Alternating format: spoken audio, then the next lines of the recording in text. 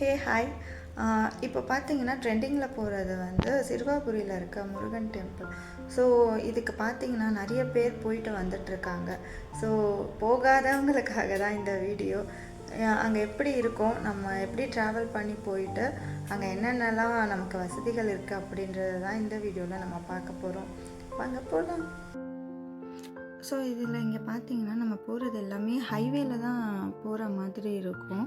நம்ம கூட நிறைய பேர் ட்ராவல் பண்ணுவாங்க போகும்போது. 2 வீலர் 4 வீலர்ன்ட்டு நிறைய பேர் எல்லாமே யூஸ் பண்ணி இங்கே வராங்க. ஸோ நம்ம இதில் ட்ராவல் பண்ணும்போது இந்த ஹைவே வந்து 2ஆக ஸ்ப்ளிட் ஆகுது.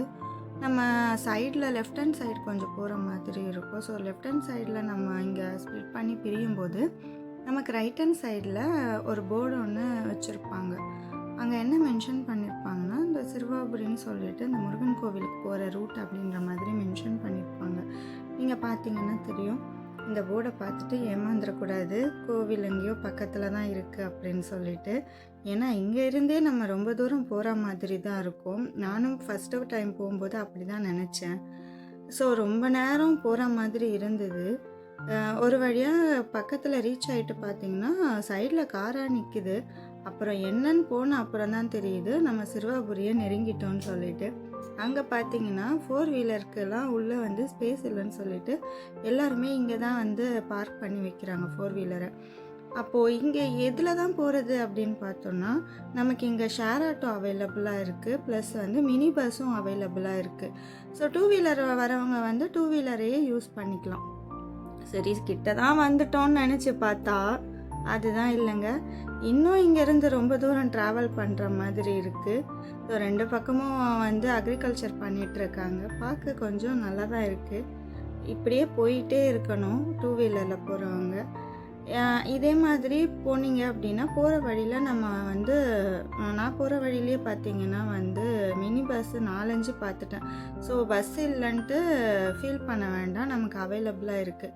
ஸோ நியர்பை கோவிலுக்கு போனால் தான் எங்கடா வண்டி பார்க் பண்ணுறதுன்னு பார்த்தோம் அப்படின்னா ரொம்ப எங்கேயுமே இடம் இல்லாமல் இருந்துச்சு. ஸோ ஒரு வழியாக ஒரு அக்கா கடையில் மாலையை வாங்கிட்டு அங்கே வந்து வண்டியை பார்க் பண்ணியாச்சு. அங்கே வண்டியை பார்க் பண்ணிவிட்டு திருப்பி கோவிலுக்கு போகலான்னு சொல்லிட்டு அங்கேருந்து நடந்து கோவிலுக்கு போனோம். வழியில் பார்த்திங்கன்னா 2 பக்கமும் கடையாக இருக்குது. ஸோ ஆஸ் யூஷுவல் எல்லா இடத்தையும் மாதிரி இங்கேயும் வந்து இந்த மாலை கடை நிறைய இருக்குது. மாலை, அதுக்கப்புறம் பூ விற்கிறது, கற்பூரம், அதுக்கப்புறம் என்னென்ன கோவிலுக்கு நம்ம யூஸ் பண்ணுறோமோ எல்லா பொருளுமே விற்குது. அதை தவிர பார்த்திங்க அப்படின்னா நமக்கு ஃப்ரெஷ்ஷான வெஜிடபிள்ஸும் இங்கே விற்கிது. ஸோ அவங்களே வந்து அக்ரிகல்ச்சர் பண்ணி எடுத்துகிட்டு வந்து இங்கே சேல் பண்ணுறாங்க. அதனால நமக்கு ஃப்ரெஷ்ஷாக எல்லாமே கிடைக்கும். ப்ளஸ் ஹோட்டல்ஸும் இருக்குது சாப்பிட்ற அளவுக்கு. ஸோ இப்படியே நடந்து உள்ளே வந்தோம் அப்படின்னா இங்கே ஒரு 3 லைன் வந்து போகுது. என்னன்னு பார்த்தீங்கன்னா, ஒன்று வந்து பொது வழின்னு இருக்கும், இன்னொன்று 100 ருபீஸ் பே பண்ணி போகிற மாதிரி இருக்கும், இன்னொன்று 50 ருபீஸ் பே பண்ணி போகிற மாதிரி இருக்கும். ஸோ இப்போ நான் போகிறது பார்த்திங்கன்னா 100 ருபீஸு. இங்கே என்னென்னா டியூஸ்டே தான் ரொம்ப ஸ்பெஷல் அப்படின்றதுனால 100 ருபீஸ் டிக்கெட்டே எவ்வளோ தூரம் நிற்கிது தெரியுமா? ஒரு வழியாக அங்கேருந்து கிளம்பி வந்து கிட்ட வந்துட்டேன்னு வந்தாச்சு. வந்தால் இப்போ தான் கோபுரமே நமக்கு தெரியுது. அதுக்கப்புறம் நான் 100 ருபீஸ் டிக்கெட் வந்தேன்னு சொன்னல. ஸோ டிக்கெட்டையும் உள்ளே போய் வாங்கியாச்சு. ஒரு வழியாக சாமியையும் பார்த்துட்டு காலையில் போயிட்டு மத்தியானம் தாங்க வெளியில் வந்தேன். ஏன்னா அவ்வளோ கூட்டம். டியூஸ்டே போனோன்னா சீக்கிரமாக போயிடுங்க. டாட்டா.